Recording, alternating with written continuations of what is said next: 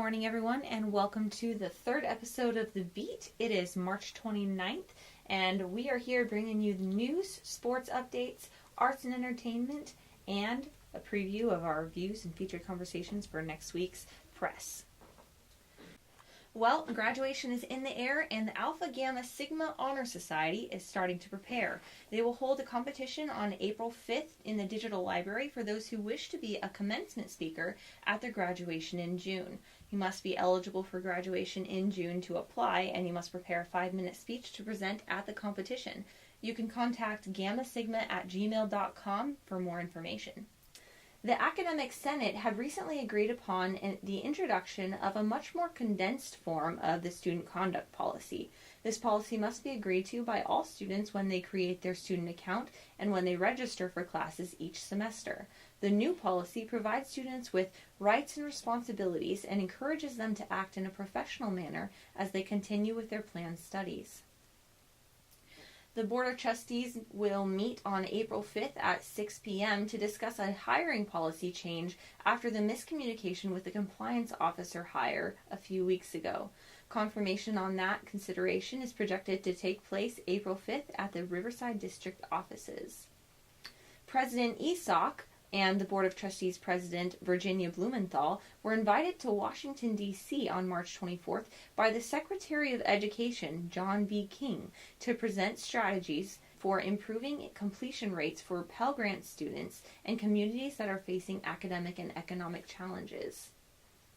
And remember not to come to school on March 31st, as RCC campus will be closed to celebrate Cesar Chavez Day and all that it represents.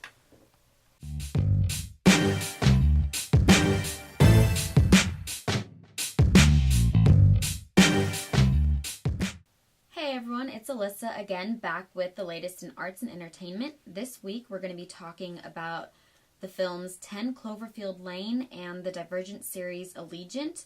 Also going to be talking about the announcement of a new Indiana Jones movie. So I'm sure we've all seen trailers for the film 10 Cloverfield Lane, and let me tell you, the movie is just as suspenseful as the trailers. This film is the sequel of the 2008 film Cloverfield, starring Mary Elizabeth Winstead, John Goodman, and John Gallagher Jr. 10 Cloverfield Lane takes place in a small bunker in Louisiana. The characters feel compelled to spend their lives in this confined place in order to stay out of harm's way of an unknown attack that made the air toxic. However, main character Michelle yearns to know the truth behind the attack and if leaving the bunker is as unsafe as she's been told. With impressive acting and cinematography, Rotten Tomatoes gives the film 4.5 stars. Now, to talk about the highly anticipated third installment of the Divergent series Allegiant, the film follows Tris, Four, Caleb, Christina, and Peter's fight for freedom and discovering what life beyond the wall is like. Unlike the other movies in the franchise, this film transports the characters into an unrecognizable futuristic environment. As the film continues, more questions arise that go unanswered, leaving viewers confused and frustrated. So, to be honest, I was not surprised at the decreased amount of revenue this film brought in compared to the other films in the series. The first film in the series, Divergent, made over $54 million opening weekend.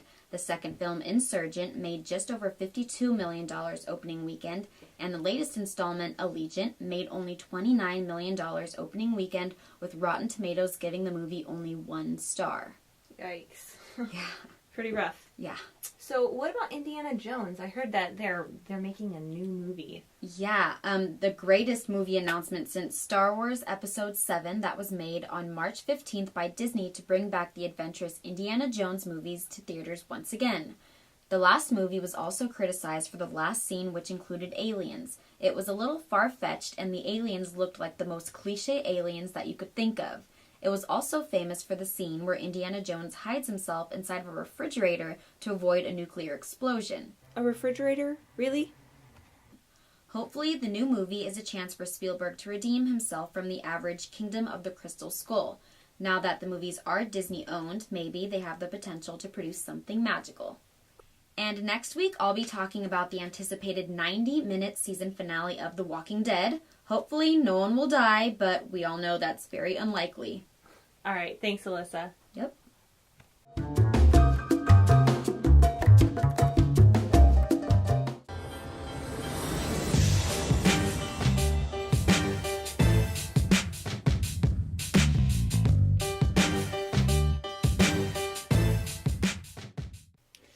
And welcome back, everyone. Now we're going to take a look at sports for this past week and the upcoming games this next week. For men's track and field, the Tigers defeated Orange Coast College 107-50 on March 25th. The Tigers' next meet is scheduled to be on April 5th and 6th for the SoCal Multi-Event Championship. In women's beach volleyball, the team has won 6-2 of the games overall, defeating Mount San Jacinto College last week 5-0. Up next, they are scheduled to face Santa Ana College on March 30th at 11 a.m. in Santa Ana's home turf. They will also face Rio Hondo College that same day at 1 p.m. For men's swimming, the Tigers took second place after winning 3 individual events and finishing second in 7 other events. The Tigers are scheduled to compete in their first home meet April 1st at 1 p.m. For women's swimming, the women's swim team won first in the Orange Empire Conference Invitational Tournament on March 25th. Tigers won 7 individual events, which included a pair of double winners. They won with 498 points, while Orange Coast and Cypress tied for second place with 465 points. The women's swim team is also scheduled to compete in its first home meet of the season, April 1st at 11 a.m. For baseball, our team dominated Taft College with a 10-7 home win on March 24th. After scoring an unearned run in the first inning, RCC lit up in the 4th inning with 5 runs. Up next, the Tigers will continue OEC action when they face Santa Ana College on March 29th at 2 p.m. Thanks for listening. That's all for sports. For views in our future conversations, make sure to grab a copy of our print edition released March 24th. You can get that at any of our newsstands on campus. For perspective on overfishing, assisted suicide, and California's potential law to raise the smoking age to 21. For now, see you next time.